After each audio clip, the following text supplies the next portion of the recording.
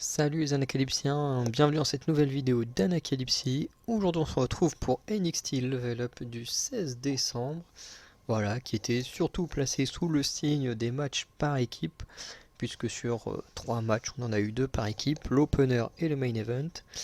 Donc on va rapidement parler de tout ça, puisque c'était un show plutôt sympa, qui allait enfin, entre guillemets, plus ça avançait, plus les matchs me plaisaient, on va dire.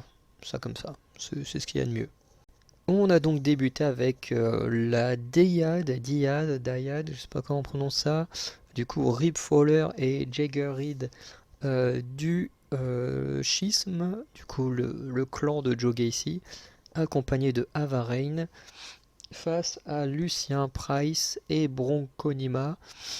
Et du coup, c'était un match plutôt sympa. Voilà, j'ai passé un bon moment devant. Mais voilà, comme vous le savez, habituellement, je suis pas un grand fan des matchs par équipe. Surtout quand c'est des clans. Enfin, quand dans le lot, il y a un clan avec une femme dedans et que dans l'autre, il n'y a pas, j'aime encore moins ce genre de match. Puisque bah, c'est ce qu'on va avoir ici.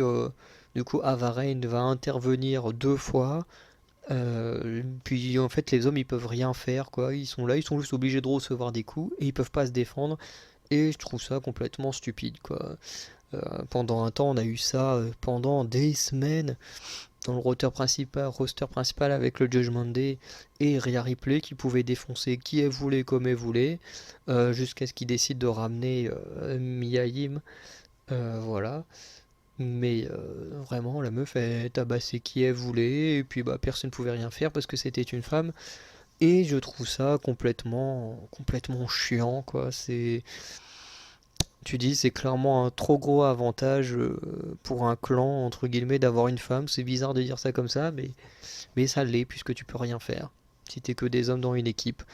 Et là, bah, Varane, elle va se faire plaisir, va intervenir à 2 reprises. Et du coup, il y a aussi Rip Fowler qui va, du coup, je crois que c'est Lucien Price qui va aller dans le poteau du ring, à l'extérieur du ring, avant de faire le tag avec Jaeger et tous les deux faire une sorte de code breaker. Et du coup, ben, de mener à la victoire de Fowler et Jägerid. Ce qui ne m'a pas surpris, en sachant que on les a pas trop mal vus du côté du roster de NXT. Même si en ce moment on les voit pas beaucoup, mais sur toute la période où Ava Raine a fait ses débuts, on les a pas mal vus les 2-3 semaines qui ont suivi. Et c'est vrai que depuis que Joe Gacy avait été sélectionné pour le Iron Survivor Challenge, on les avait plus trop vus le reste du schisme. Mais en soi, voilà, c'était un bon match. Mais c'est tout ce qu'il y a autour du match que j'aime pas trop. Ensuite, on a Ivy Nile contre Lash Legend. Donc Lash Legend qui, encore une fois, nous offre un bon match. Honnêtement, j'avais été très sceptique à mon premier match que j'ai vu d'elle face à Chosy Blackheart, que j'avais trouvé vraiment mauvais. Mais c'est vrai que déjà Chosy Blackheart, je suis pas hyper fan de son catch. Euh, j'ai pas vu énormément de matchs avec Chosy, mais c'est vrai qu'à chaque fois, je suis pas emballé par ses matchs. Contre les légendes, c'était pas terrible. Contre Ronda Rousey, c'était vraiment mauvais. Euh, et après, je l'ai déjà vu dans quelques matchs à plusieurs, mais ça remonte à déjà un petit moment quand elle était encore dans l'ancien NXT, donc j'ai pas trop de souvenirs. Mais voilà. Au moins là, avec Ivy Nile, ça match très bien. Je trouve que avoir une géante et une personne beaucoup plus petite, ça fonctionne très bien, en tout cas dans ce cadre-là. Et Ivy Nile, bon bah moi j'ai rien à redire. Dans quasiment tous les matchs où je l'ai vu, j'ai passé un bon moment. Je trouve que plus ça va, plus je l'aime bien. Je suis pas fan du clan dans lequel elle fait partie. C'est vrai que les Creed Brothers, honnêtement, je suis pas fan du tout. Mais c'est vrai que elle, j'aime bien, Evie Nile, elle est plutôt cool. Elle va faire même un très bon match face à Lash Legend qui va pas mal dominer. Euh, et au final, un peu comme d'habitude, une fois que Ivy Nile va placer sa soumission, notamment ici dans un contre, bah voilà, c'est quasiment impossible à ses adversaires de s'en sortir, ou du moins ils n'ont pas encore trouvé la technique, puisque Lash Legend, comme les précédentes, va abandonner. Et c'est vrai qu'en plus dans le cas de Lash Legend, la soumission elle doit être encore pire pour elle, parce que comme en fait elle tient ta tête au niveau de son dos et qu'elle a le dos un peu courbé, ce qui fait que le corps de son adversaire est à la fois courbé. Donc quand tu fais la même taille qu'Ivy Nile ou que t'es pas très grand, encore ça va, ton dos il prend pas trop cher. Mais quand t'es très grand ou très grande, dans le cadre là, comme Lash Légende, du coup ton dos il se courbe encore plus, ça doit être plus douloureux. Et du coup on peut comprendre la défaite de Lash Légende. Et du coup je crois que je l'ai encore jamais vu gagner Lash Légende depuis que j'ai débuté mes vidéos d'NXT. Et ensuite, on passe au main event avec André Chase et Duke Hudson du Chase U face à Javier Bernal et Xyon Quinn.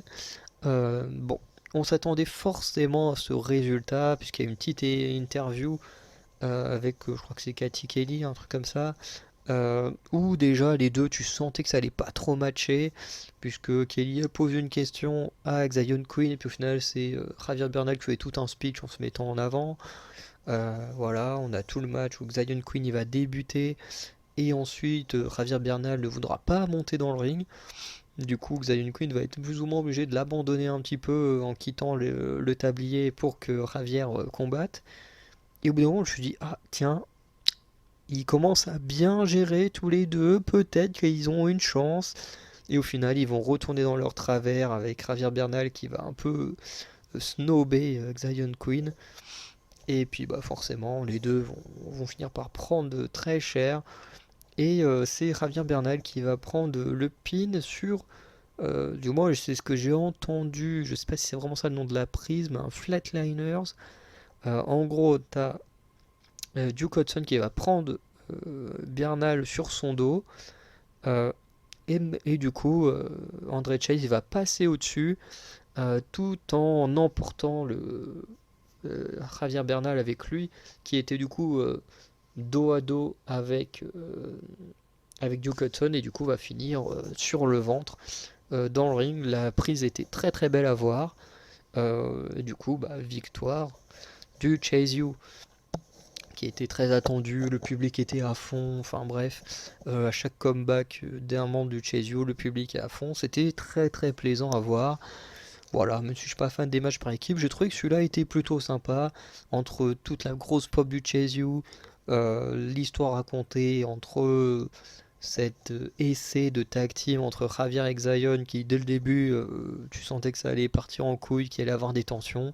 Bref, j'ai trouvé ça sympa. Donc on va conclure la vidéo ici. Voilà, avec un bon show, franchement j'ai passé un bon moment, malgré le fait que j'aime pas les matchs par équipe, donc ça montre à quel point le show était plutôt bien pour moi. Voilà, et puis j'ai hâte de voir le prochain, et surtout l'épisode d'NXT à suivre. Bref, je vous souhaite une bonne journée, une bonne soirée, et je vous dis à très bientôt pour de nouvelles vidéos. Ciao!